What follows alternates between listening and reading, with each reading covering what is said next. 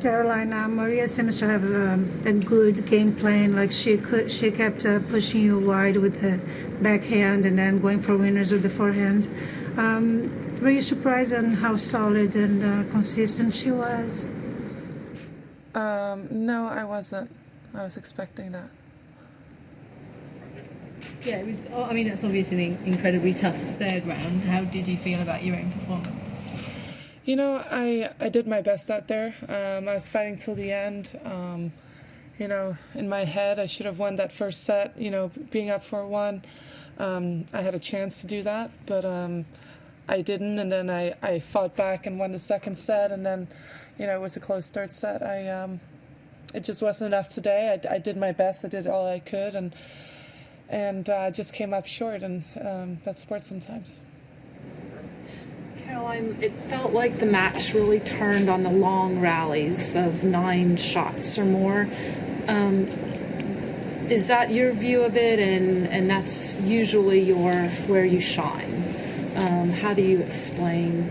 I'm not sure. I think, you know, I think there was a period in kind of end of the first set and kind of beginning of the second where I kind of lost my rhythm a little bit, I feel like.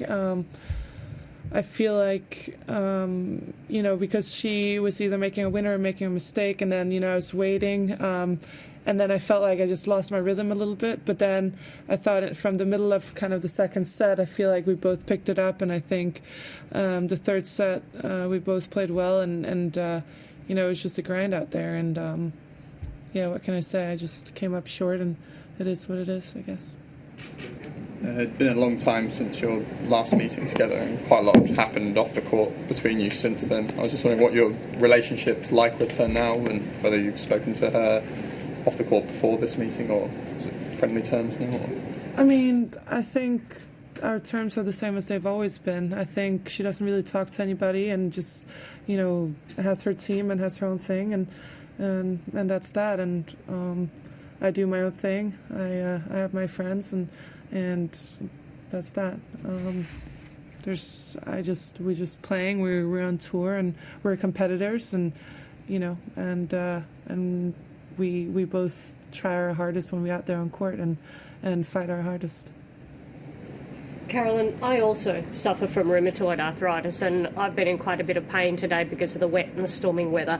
Just wondering how you felt today, whether it affected you at all, and what your pain levels were like. I'm okay. You know, I went out there and I was feeling fine. I feel good. I gave it everything that I had today, and that was that. Definitely don't want to blame it on anything else. But so you know, it was just, you know, she was just a little bit better than me today, and that was really it. Is coming to a Grand Slam as the defending champion, is this one of the hardest things now that you look at it that you've been faced with in your career, or maybe not? I don't know that it's the hardest thing. That's my voice. I don't know that it's the hardest thing. I actually didn't find it hard at all. I find it kind of pleasurable. It was nice and exciting, and I think it was great. And you know, in tennis, you're one-on-one and you battle and you do your best, and one day you win, and some days you lose. And as long as you give it your all out there, as long as I fought for every point and was really trying to do everything in my power to win, I can't really blame myself for anything. So, you know, I'm sitting here, and of course I'm disappointed that I'm not through to the fourth round. I wish I was, but, you know, I can't be too hard on myself, because with what I got today, you know, I did what I could. What did your dad say to you in the hall afterward? He just said, you know, good fight. You did your best. You know, there's a couple of things that we can maybe do, so next time you can maybe get an edge on some things. But other than that, you know, you've worked really hard, and I'm really proud of you. I'm sure the scheduling for the rest of the tournament's not your biggest concern, but there's been quite a lot of comments. There's been quite a lot of comments about Simona Halep and Venus Williams not being on Rod Laver tomorrow. I was just wondering if you had any kind of thoughts on that, whether kind of the women's matches it's kind of a bit strange not to see such big names on there compared to some of the other games, and it feels like it wouldn't happen with the men's matches so much. I don't really know. I think it's hard for me to really say something about it when I haven't seen the schedule and I don't really know who's playing where. I'm sure that they have a reasoning for it, and but I don't know. Obviously, they're great players, and I think the luxury here is that you have 3 great big courts, and they're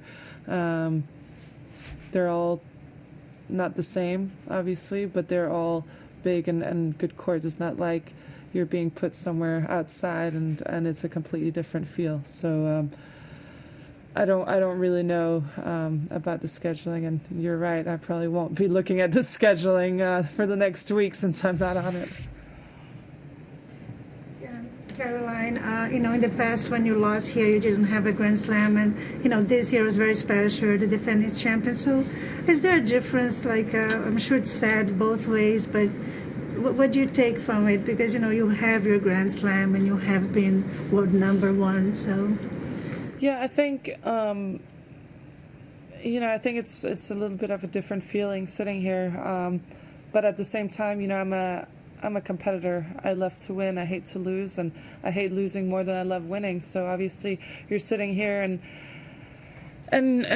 you're a little sad, but that's what drives you. That's what drives me to try and be better and to improve, and playing the best players in the world and trying to win the big tournaments. That's why I'm here, and that's what I want to do. And obviously, it's a luxury for me to have achieved winning a slam and being number 1 and winning a lot of other tournaments. It's a luxury to have that and not have to stress over that. So, I just try and enjoy being out there and competing and trying to play my best. That's what I enjoy doing.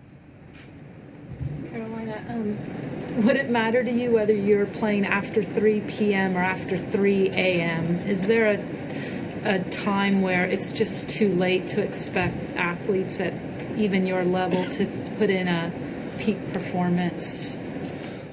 I don't know. I think sometimes matches run late, and that's playing long matches is kind of the beauty in tennis. You see some of the epic matches that go long 3 sets or long 5 sets for the men, and I think it has history and it has charm, and sometimes you're just unlucky that you are behind some of those matches, but I think it's equal for you and your opponent, and you're kind of on level playing fields when it comes to that. Obviously, I would rather play a 7 p.m. match than a 3 a.m. match, but sometimes you have no control over it, and you just have to go out there and play. And that's kind of my mindset. I just play when I'm put on to play, and that's it. Carolyn, this may seem a strange question, but do you consider yourself a better player now, considering the depth in women's tennis, than what you were when you were actually number 1 in the world? I mean, if you ask me compared to last year or compared to 6 years ago, if you ask me compared to 6 years ago, I think definitely I'm a better player. I think I've learned a lot. I think you get experience, you add to your game, everyone kind of pushes each other, and when you're number 1, you have to keep improving even with a faster pace because you have a target on your back. But if you ask me compared to last year,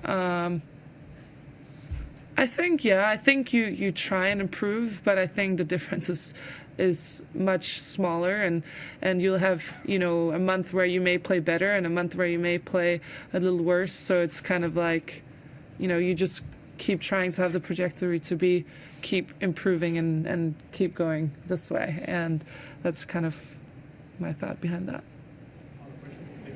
Looking ahead, Caroline, you mentioned last year that you were thinking possibly about not going back to Miami this time after the events of what happened last year. Have you had any further thoughts or made a decision on that? To be honest, I haven't thought about it yet. I've been so focused on this tournament that I haven't really thought about the future planning, but I would lean more towards I'm playing than not playing.